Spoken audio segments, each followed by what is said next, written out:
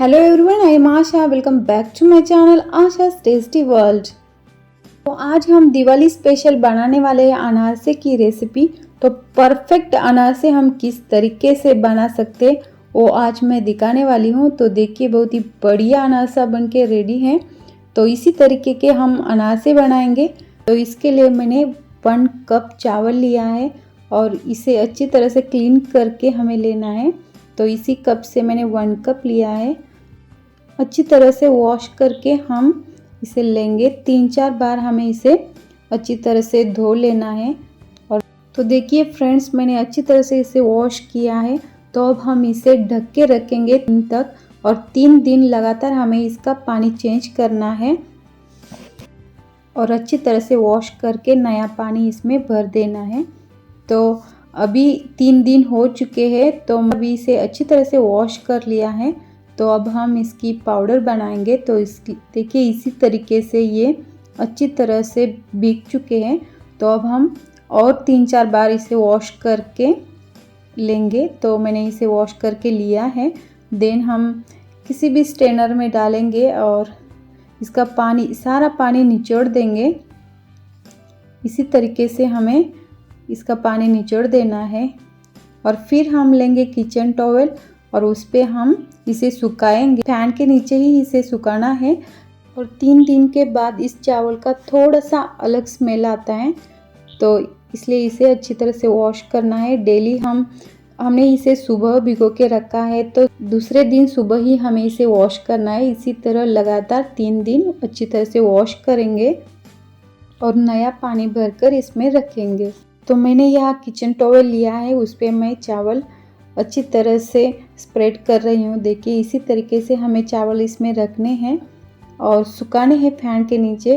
अगर आपके पास 2-3 घंटे तक रुकने का टाइम नहीं है, तो आप इसे इंस्टेंट फटाफट बनाना चाहते हैं, तो इसके लिए भी मेरे पास एक ट्रिक है। हम इसे बहुत जल्दी 3-4 मिनट में सुखा सकते हैं अच्छी तरह से।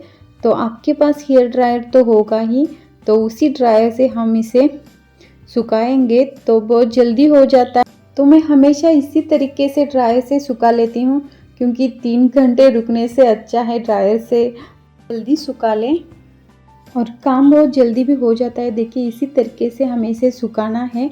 और यहाँ एक मैं एडिशनल टिप आपको देना चाहती हूँ कि मैं हमेशा ड्रायर का बहुत ज़्यादा यूज़ करती हूँ किचन में। जब भी हम जार वगैरह क्लीन करते हैं तो हमें उसे धूप में सुखाना पड़ता है, तो उसी टाइम मैं ड्रायर का यूज़ करती हूँ और ड्रायर से ही जार को सुखा लेती हूँ।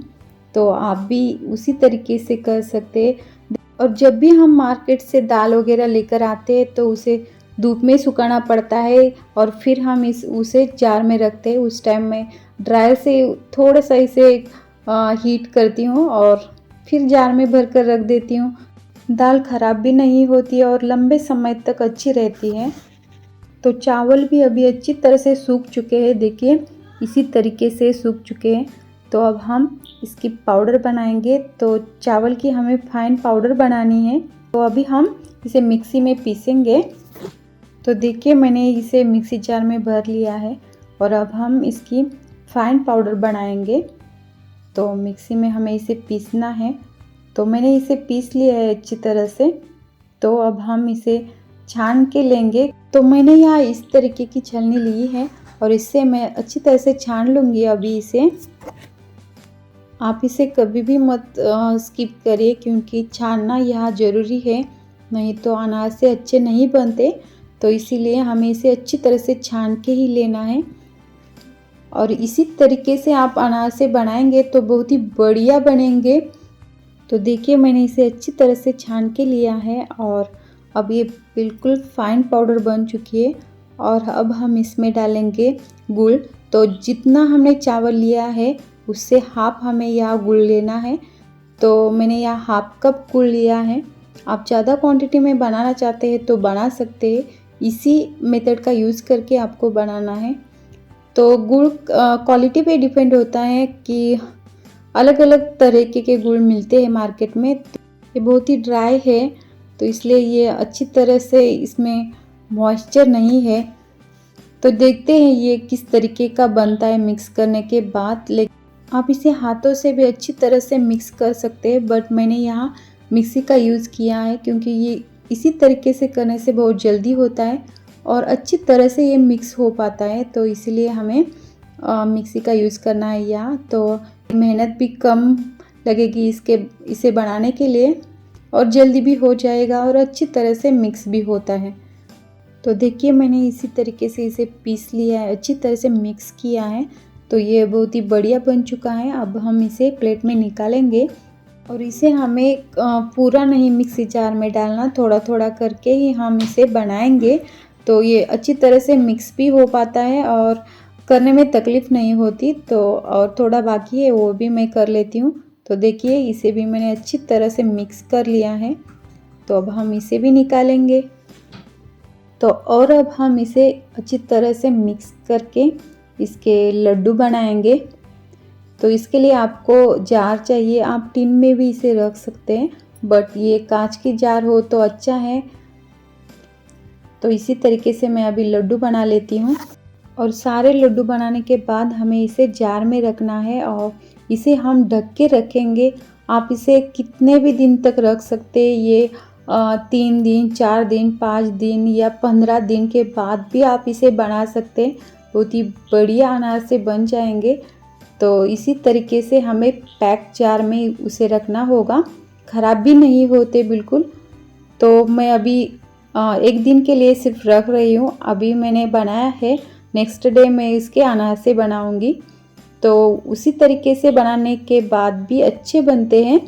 तो आपको किस तरीके से बनाना पसंद है उसी तरीके से आप बनाइए, लेकिन ये कितने भी दिन तक आप इसे रख सकते हैं। तो अच्छी तरह से हम इसके लड्डू बना के जार में भर देंगे। तो इसे रख के अभी 1 दिन हो चुका है, तो अब मैं इसे निकाल रही हूँ और देखते हैं किस तरीके से बन चुके हैं।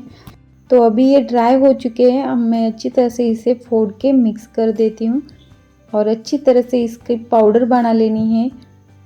आप येलो कलर का गुड़ इसमें यूज़ करेंगे तो इतना ड्राई नहीं होगा, गुड़ के क्वालिटी पे डिपेंड होता है। आप इसमें 2 स्पून घी ऐड कर सकते हैं, वो पसंद नहीं तो आप इसमें 2 स्पून मिल्क भी ऐड कर सकते हैं। इन दोनों के अलावा आप इसमें केला भी ऐड कर सकते हैं, तो अभी मैं केला ही इसमें ऐड कर रही हूँ। हम इसे ग्रेटर से अच्छी तरह से ग्रेट करेंगे, तो थोड़ा थोड़ा करके ही हमें इसमें केला डालना है, नहीं तो ये पतला हो जाएगा। तो हम पहले हाफ केला लेंगे, देन हम देखेंगे ये इनफ है या नहीं और फिर हाफ लेंगे। तो मैंने यहाँ पूरा केला लिया है, तो अच्छी तरह से हम इसे मिक्स करेंगे। देखिए इसी तरीके से आपको करना है और 1 केला इसके लिए इनफ है।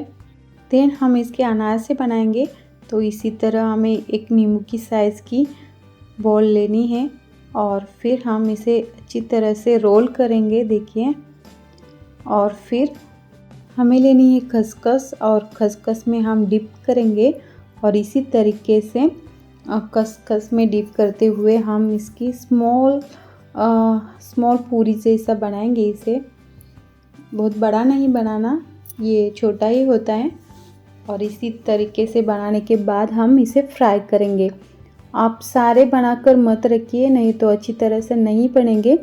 जितना कि आप अभी ऑयल में फ्राई कर रहे हैं उतना ही फ्रेश बनाइए और फ्राई करिए।